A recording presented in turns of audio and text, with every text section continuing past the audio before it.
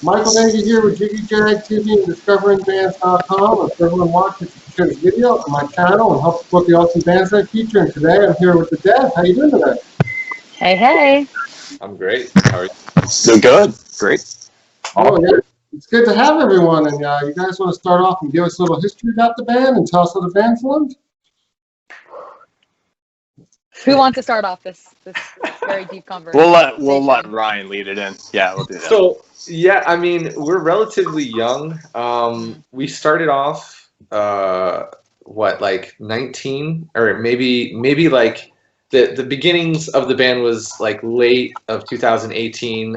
John and I, the bass player, had been in a band prior, and we were just kind of jamming, trying to figure out, something new, something that we were going to do, keep moving on. Like when one band ends, it's, you go through the gamut of emotions of, things are over, what's happening. And so him and I stuck it out, and we were just writing music and playing together. And then we started putting out feelers to meet other musicians. And, it's funny because kind of in a way, like this band is almost like a super group of like Orlando like musicians, which is kind of cool to think about. Yeah. And I'll let Nikolai tell you the story of how we met her, but everybody else is kind of like friend of a friend. We knew somebody. I mean, Orlando's music scene is very, even though it's big and there's a lot of bands, it's We're really tightly small. knit. Yeah, and everybody knows each other. And I think, it was tough at first to kind of, with John and I trying to meet people. We must have, like, I won't say audition, but we must have jammed with, at least 30 to 40 singers and drummers and and it's like, there's just a lot that goes through it, but to try and find like the right people to sit and get in a room with and that you get along with, not only on a personal level, but musical level, talent level, creatively, so, but I'll let her tell the story of how we met her, but it was just kind of a coming of the minds, Yeah, in a weird way, like I think a lot of people always talk about how bands meet each other, and it's just like this, how 5 people randomly clash into one picture and then that the band was created. With us, it was a little bit different, however, where it seemed as if every member just trickled in and almost fit the puzzle piece. So with me, and I wouldn't recommend this to absolutely anybody that would be looking for a band, but it's not a bad idea if you do it safely. I met my band members through Craigslist. There was like a Craigslist post. Yeah, how sketchy is that? I don't even know if Craigslist allows those postings and it was anymore. creepy. It was like, we want you, just meet us here, in like an address. Yeah. And so I was like very like, in a weird way, desperate, which I guess really only goes to show why Shameless Life was written as a song. I was very desperate to like find a band and do music, but at like 22, it was very hard to kind of get my foot in the door and figure out who I wanted to play with and how I wanted to play. And I used to always do cover bands with my good friends and stuff, but like we're talking pop rock, soft rock, and I was never happy being a girl who's like obsessed with Black Sabbath and System of a Down. So I saw a Craigslist ad, and it was 2 to 3 dudes that were looking for a singer, and I don't think they were particularly looking for a female front. So when I applied, they weren't necessarily turning it down, but I think they were kind of skeptic. And we jammed 3 or 4 times, and I remember the first day I had to meet them. I literally got the text, oh yeah, we're in this like warehouse unit. We're the very last storage area near the dumpster. And to meet like 3 6-foot-something dudes at like 8 o'clock on a Tuesday is like probably the worst idea and the most nerve-wracking idea. But it happened where I hung out with them one time. They were really chill. I jammed with them, and I think by like I think the second practice or so, we were already writing Queen of the Damned, and it was pretty immediate. There was, however, a moment where I was nervous and I thought that they didn't like me, when I think they were just trying to like have the feels and figure out where I'm coming from, and I kind of ghosted them. But then once we rekindled everything, we stuck, and then that's how me, John, and Ryan all met. Chris, however, I don't even remember who found Chris. I think Ryan did, right? I think so. It was Craigslist again. Yeah. It was Craigslist. Yeah, thank God. It was a Craigslist. Right. Thank you, Craigslist.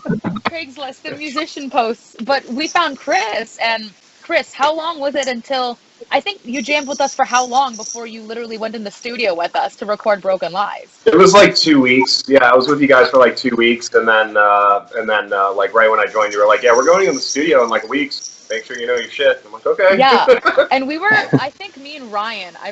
We gave ourselves like the oh my god look. Is this guy that we've only known for 2 weeks literally about to go to the studio and create something so permanent as like a song that's out and released forever? And he just did a phenomenal job. And I remember so many people. I mean, there's people that'll always critique all your work. And for the first song ever for Chris to record in, everyone just couldn't stop mentioning how amazing the drums were. And we were already in love with him. But to know someone for so little, and then even the outside world loved him too, it perfectly fit. And then to be completely honest with you, I've known Barrett more than I've known everybody else in the band. And he was the last person to join. And I met Barrett when I was going through my Queen of the Damned phase, and originally was going to hit on him, but then end up just checking out his guitar playing skills with his last band and fell in love with him as a musician. And this was during the time that I was looking for a band of my own. I didn't know that I was going to meet Ryan and John and Chris in the future. But when I met Barrett, I was like, damn, I would love if this dude could be like my guitarist, because we vibed, we got along, we had similar style and sense. And I had a lot of respect for him, because it's very hard to find musicians that get like the understanding of business and the music sense, and they're able to, you know, work hard and put in the efforts, but then also be able to rock out on stage and have like an amazing, fun, emotional, and like charismatic experience with the audience members. And Barrett was exactly that. So he actually helped us out get into House of Blues with his old band, and you know, things happened, one led to another, and that's when that was actually that last show, that show at the House of Blues is actually my last show with my old band, and I actually hung out with the Dev more than I did my band at the time. And then what was it, like 2 weeks later, I was like sitting by the phone like, oh man, are they gonna, you know, call? But actually how I ended up coming to their first show, the Dev's first show. Mm-hmm.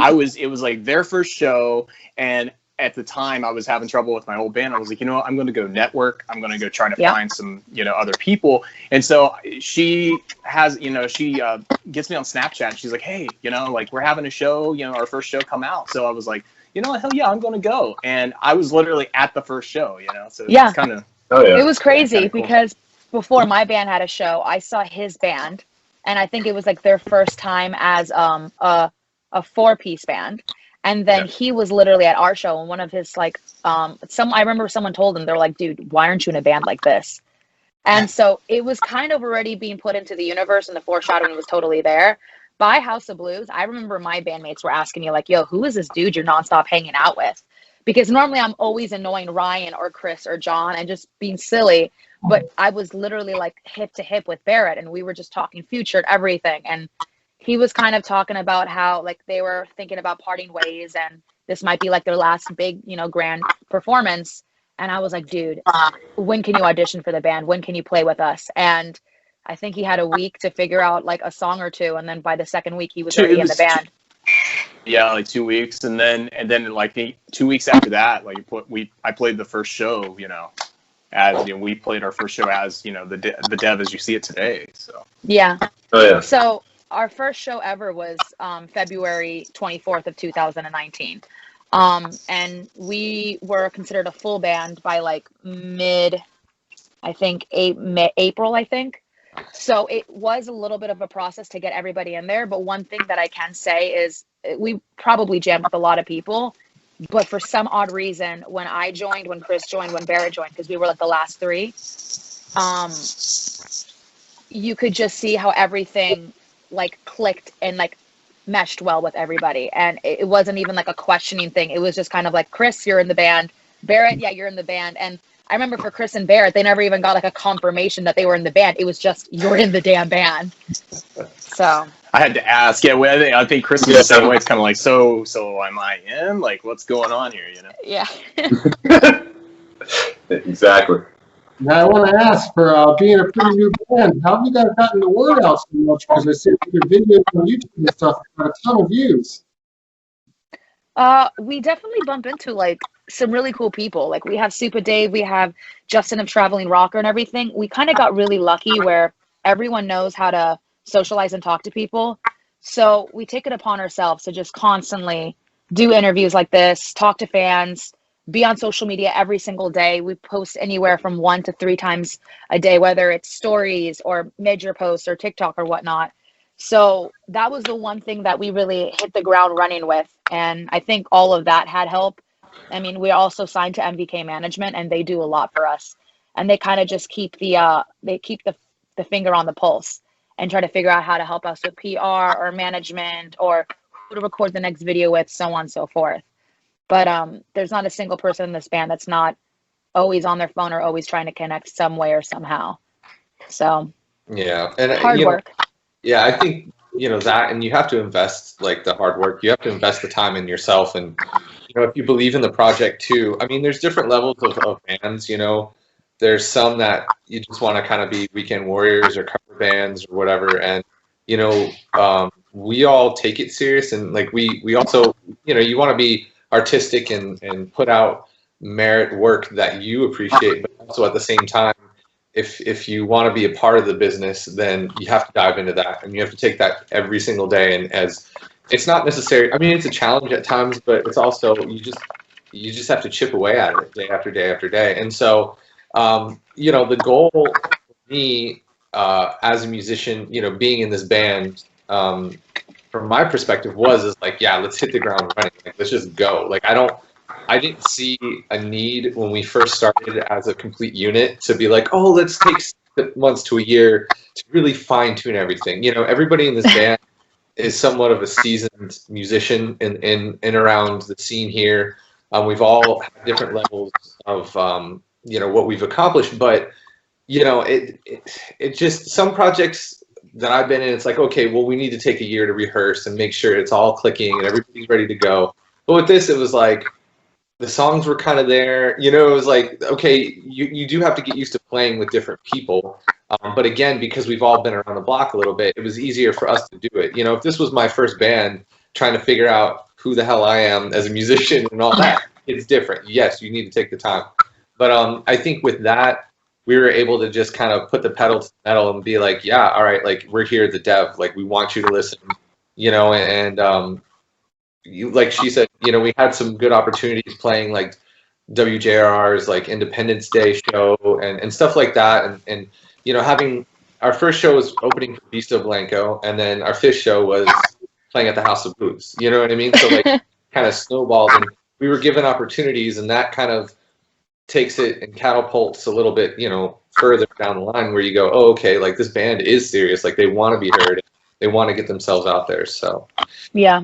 And right now, I think everyone, because they always do ask, like, how do the numbers constantly multiply, or how do our names stay in people's mouths? And right now, I can say, honestly, you're probably looking at us in the investment stage, where there's never a time that we don't just think about how to make, arena shows in like small rock bars. I mean, Barrett says it all the time. So we invest in like lights, we invest in smoke machines. There's things before we joined the band, like I did hair and makeup my whole entire life. So when I did the band, I involved a lot of hair and makeup and fashion with me. And I'd even like sometimes stylize the guys for our photo shoots. Chris learned a lot about algorithms and ads and whatnot. Barrett already had a tie-in with talking to people. Ryan has so much experience with touring. So when we all came in together, we all had little fixtures and pieces to basically implement into the band in order to do success. And that's why with every show, we try to really genuinely make everything so different and make every album so different, because we're trying to build those numbers. We're trying to have people really understand us, because no one's going to listen to you unless they know what they're getting signed up for. And so I think that's how we got lucky, is because we're still in that investment stage. You still get to see all of us put our heart, soul, and time into this music. And that's where it is today. Awesome. And your latest single, Shameless Life, it's got a really heavy vibe to it. And can we expect some of that heavy elements in your future work? Oh, yeah, of course. Most definitely, yeah. We should have heavier, like an Avenged Sevenfold vibe. I mean, we're like a rock and roll hard rock band. So, I mean, we kind of go back and forth between how heavy we get or how light, but, you know, always trying to keep it artistic and interesting, you know. For me personally on drums, I mean, I try to have a heavier feel in some rock songs that may not necessarily be there, just to kind of trick the listener a little bit. And yeah, I mean, or maybe add some jazz elements in some songs that are a little bit more heavy than others, just to try to kind of blend that stuff together. So yeah, I feel like that element will always be there in every song we release. So long we got Chris with the double bass and John with his massive cabs, there's always going to be some heaviness. Yeah, exactly. Yeah, you know, I think the next single, and obviously we're working on it right now, but it should be out in the next couple of months. But it's going to be in the same, it's going to live in the same realm as Shameless Life. Like it's definitely heavier. I think it's a little bit more emotionally heavy too, and as well, possibly a little more melodic even. Yeah, and it Also also More artistic. yeah, it's artistically a little bit heavier too. Almost, you know, kind of like a Deftones heavy, where it's not always like these pummeling riffs, but it's just got this like heavy tone to it that kind of saturates and permeates, you know, the landscape. So, I mean, with us and for me personally as a musician, I always try to like prescribe to a thing that's like be creative, be original, be diverse, and somewhat digestible. And you know, for us, I think that going like heavy, like Shameless, or even heavier, is always available, as well as going back to like what Queen of the Damned is, more of like that classic rock, you know, that rock vibe. And then as well too, you know, breaking it down to like acoustics and doing some ballads. I mean, everything's on the table. That's the beauty of rock, is like, you know, it's so wide open, and I feel like some bands kind of stick themselves and kind of do the same thing over and over again, which is cool if that's their thing. But for us, you know, like I love the bands like Stone Sour, Led Zeppelin, Jane's Addiction, who always did like something different, you know, and they still stayed rock, but it was like if they wanted to get super heavy, man, go get super heavy, you know, and let's see your version of that. And if you wanted to do a ballad, you know, even like the Motley Crues of the world did ballads, stuff like that, and Aerosmith too. I mean, all these bands had a diversity to their style. So yeah, you know, I definitely think that, you know, there'll be some heavy, but there'll also be some tender emotional moments, I'm sure. So awesome. And I want to ask, how's the band handled the whole pandemic and lockdown and quarantine time? Whew. We have some ongoing jokes. So we're on a different level than everybody else. You know, I'll let these guys answer too, but you know, I mean, we continued to practice and during the quarantine, and you know, obviously we wanted to make sure that everybody was safe and felt it was the right thing to do. I know a lot of musicians and bands weren't able to do that, but like I said, because we were in Florida, you know, we just were kind of like, all right, we can do this. Like we did. It's a little less strict here. Yeah. In comparison to other places. Yeah. Right. We did those like live streams with the radio station here. But yeah, I mean, I think the first couple months were just tough on everybody, because everybody was just going like, what's going on? What do we do? Like, how do you handle it? And not even so much on like the music business side, but just like the personal mental side of things. Everybody's trying to deal with it on a level. So like, you know, we come together as a band, and that's like our family here, but we all have like lives somewhat outside. So it's like you come together and go, you know, hey, is everything okay? You know, what's going on? And sometimes that that can derail you mentally as a musician, where you go, man, like what is going on? But you know, I think we handled it pretty well and continue to move forward, and you know, we're continuing to write and just record and look for opportunities to get out there and see what's changing, because obviously with no live music, you know, what do? You know, and so we just, like everybody else, was like scrambling at the beginning going, okay, well, what do we do? And then luckily, right before COVID, you know, we had signed with MVK and we had signed with M7. So when it first happened, I mean, like I was, you know, kind of like, oh my God, like this is the end of the world. But at least it felt like we had a good team behind us. And the funny thing was, I mean, it's not funny, but we released Queen of the Damned like March 6th of last year. We were right. We were On super pandemic. stoked, and then it was like the worst timing of all time, because like COVID had hit, and But in a weird way, you know, I think it helped us. Yeah, I mean, maybe it did, maybe it didn't. Maybe people were occupied, with other thoughts. But yeah, I was just like, man, like this was the worst timing to release the song. But we had put it into motion, months ahead of time, so it was kind of like I'm gonna do it. But I mean, to be honest with you, we had to do a lot of like weird protocols, which I think made us really awkward within the first few months.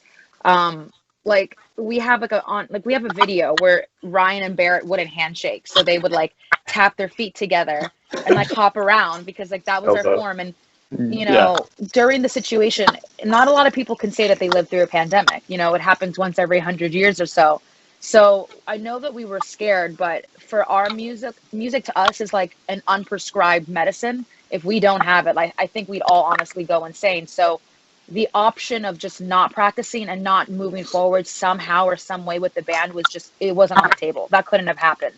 So we did what we could, where we would literally have John stay on that corner of the room and Ryan in this corner of the room, and we were doing the foot tapping, and we were finding every way to get Lysol wipes and keep the room as clean as possible. And it might have not been as often as wanted, but we still found a way to meet in the middle. Now, as it proceeded and, there was more precautions and we figured out how to do it, we always made sure to try to figure out what we were doing for Queen of the Damned, try to figure out what Shameless Life was going to be, because that was already in the midst of it all. And it was a very like depressing time, but I think at the same time, we had a lot of like positive moments. I remember February, we were all just in awe because the band was a year old and we were signed to a management company. We were signed to a booking agency.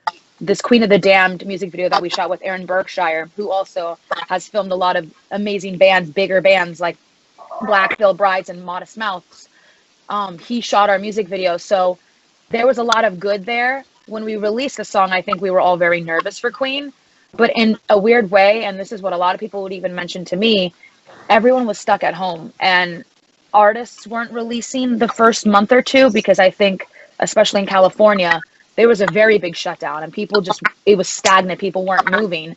So for our first music video or our first lyric video to do 2030, we were beyond blessed, being less than a year old of a band. But then for our second music video to hit 100,000 views, I do believe that maybe there was some positive aspect where everyone was stuck at home. They needed something to check out, and Queen of the Damned was that. And in a weird way, it kind of put us on the map where people don't even reference me to Nikolai anymore. They just like reference me to like the Queen of the Damned, because it was something cool. It was something badass to hold on to in like such a depressing time where you can't go out in downtown. You can't be the Queen of the Damned. You got to watch this music video. And then from that through COVID, we played up that gimmick and we got to do really cool live shows with 98.9 and WJRR. So we didn't ever stop. We just had to find ways to do it safely and to still be in front of the audience some sort of way, whether it was interviews, radio shows, live streams, so on and so forth. We honestly never took a break. We couldn't. We really can't. Yeah. And I want to ask, where would you like to see the band in maybe a year or two from now? The sky's the limit for us. Honestly, the most is possible. Like, if we could be an Amway sold out, I'll do that next month. I have no issue with it. So I think we all have like, yeah, definitely shooting for the moon. Yeah. Cool. And if people want to find you online, look you up on social media, get your music, how do they do that? well, we have a link tree in the Instagram, and they yes. Yeah, that actually points you to everything. Instagram is at the Dev Band, and our Facebook is at the Dev Music. And then if you guys like need a website, you can go on thedevband.com, and in that website you have everything from like really cool band articles that we've had to our Instagram, Facebook, everything is right there. So or you could just type in the Dev Queen of the Damned or the Dev Shameless Life, and I'm sure we'll pop up somewhere. We're always on the internet. Awesome. And you guys are working on some new music now, you said? Yeah, so we just got, we're in the process of getting the recording done for another one. We still have, reviews and going back and forth and everything to do and shooting the video and whatnot. But yes, we're in the process of getting another video recorded and shot at the moment to release at some point in the near future. So is that how you guys are doing it? Just single video? You guys going to be putting out an album anytime soon? Yeah, I mean, for right now, I think the single video thing is just kind of how it's easy to do as opposed to like going away for a little while and trying to like spend a bunch of money on tracking a record. I mean, I would love to go back to that and at some point like get and take a month off with everybody and like let's just lock ourselves in. Let's write 15 to 30 songs or whatever. You know what I mean? Like that old school way of doing things, but with the state of like obviously things in the world, and then not only that, but you incorporate how streaming and Spotify and it's such a singular mentality, like as far as music digestion is nowadays. So like, and I think this started probably, 5-6 years ago in my head, where I started thinking like, what's the point of making a record anymore? Like people have such short attention spans, and there's so much coming at you from like every day. Like when you check your phone in a daily, person's life, like they're checking Instagram, Facebook, Spotify. Are they checking their cryptocurrency? Like, you know what I mean? Like there's just a lot. Is Doge going to the moon right now? Like there's just so much. So in trying to compete with that, especially a band coming up out of, on the rise, I feel like having just singles and videos is a great way to kind of go to build a campaign around it. And we've tried to, what we do is we build like color schemes, we build like this whole theme, and we start that on our Instagram and Facebook with posts. And so I think for now, yes, I mean, I'm sure everybody in the band would love to just go away and like record a record and like, if we have time and effort and budget, and definitely do that. But for us coming out, if we could get 4 singles out in a year, I think that's great, because then you can do it by quarter, and what you do is you spend a month or two like building a campaign, release it, promote it after, and then get ready for the next one. And then you just keep people involved and interested. And the best part about being a musician and bands in general is they create the world for you to belong to. You know what I mean? And like I remember when I was a kid, the bands that I looked up to and loved, like I just couldn't wait every day to listen to their music and like read about them and what was going on, and so there's a lot that you can do. And so yes, I mean, I think singles is kind of the way for us right now, and it's it works until we can get that big budget money for a record. If anybody can do that, great, throw it at us. Yeah, bring it. Give us the money. And I guess eventually you can take the singles and make them EP or an album anyways. Right. Yeah.